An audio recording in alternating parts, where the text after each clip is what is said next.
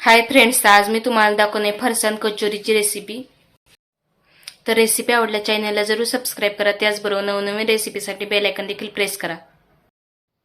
फरसाण कचोरी बनवण्यासाठी एका भांड्यामध्ये 2 कप मैदा घालून घेते। यामध्ये आता थोडेसे मीठ घालून घेऊ। हे मीठ आता मी व्यवस्थित असे मिक्स करून घेते। आपली कचोरी मस्त अशी खुसखुशीत होण्यासाठी यामध्ये मोठे 2 चमचे कच्चे तेल घालून घेऊ। हे आपल्याला गरम करायचे नाही, असेच घालायचे आहे। हे तेल मी आता पिठाला व्यवस्थित असे चोळून घेते। इथे मी लागेल तसे थोडे थोडे पाणी घालून हे पीठ घट्ट असे मळून घेते। तुम्ही पाहू शकता घट्ट असे हे पीठ मी मळून घेतलेलं आहे। यावर झाकण ठेवून हे आता 20 मिनिटांसाठी बाजूला ठेवून देऊ। कचोरीतले आतले सारण बनवण्यासाठी कढईमध्ये मी 1 चमचा जिरे व 1 चमचा बडीशेप घालून घेते व 1 चमचा तीळ। इथे 1 चमचा धने सुद्धा मी घालून घेते। हे सर्व आता छान असं भाजून घेऊ। हे सर्व आपले भाजून झालेले आहे। हे आता मी थंड होण्यासाठी एका प्लेटमध्ये काढून घेते। हे थंड झाल्यावर मिक्सरच्या भांड्यामध्ये घालून हे रवाळ असे मी वाटून घेते। खूप बारीक वाटायचे नाहीये। तुम्ही पाहू शकता इथे मी अशा प्रकारे हे वाटून घेतलेले आहे। त्यानंतर इथे मी 1 वाटी फरसाणा घेतलेला आहे। हा मिक्स फरसाणा मी घेतलेला आहे। हा फरसाणा सुद्धा मी मिक्सरच्या भांड्यामध्ये घालून रवाळ असा वाटून घेते। खूप बारीक वाटायचा नाहीये।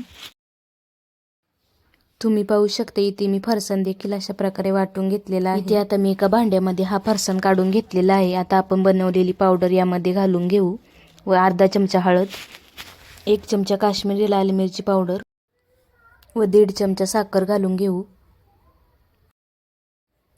फरसाणमध्ये सुद्धा मीठ असते, त्यामुळे आपल्याला इथं थोडेच मीठ घालून घ्यायचे आहे। आता अर्धा चमचा गरम मसाला घालून घेते।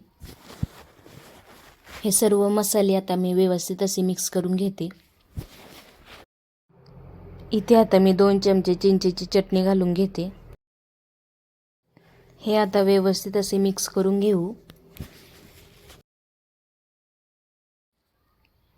यामध्ये आता मी बारीक केलेले काजू बदामचे तुकडे घालून घेते। तुम्ही यामध्ये मनुके देखील घालू शकता। हे सुद्धा मी व्यवस्थित असे मिक्स करून घेते। या सारणाचे आता मी छोटे छोटे गोळे तयार करून घेते। यामध्ये चिंचेची चटणी घातल्यामुळे हे गोळे सहजपणे तयार होतात। तुम्ही पाहू शकता इथे मी काही गोळे तयार करून घेतलेले आहेत। हे पीठ सुद्धा आपलं छान असं भिजलेलं आहे। या पिठाचा मी अशा प्रकारे गोळ्या तयार करून घेते। या पिठाची आपल्याला अशा प्रकारे पारी तयार करून घ्यायची आहे। तुम्ही पाहू शकता मी अशा प्रकारे ही पारी तयार करून घेत आहे। या पिठामध्ये आपल्याला हे सारण दाबून दाबून भरून घ्यायचं आहे व अशा प्रकारे गोळा तयार करून घ्यायचा आहे। तर तुम्ही पाहू शकता इथे मी काही कचोऱ्या अशा प्रकारे तयार करून घेतलेल्या आहेत। इथे मी तेल गरम करून घेतलेले आहे। यामध्ये एक एक कचोरी आपण सोडून घेऊ। तेल आपल्याला खूप कडकडीत असे गरम करायचे नाहीये व या कचोऱ्या आपल्याला छान अशा तळून घ्यायच्या आहे।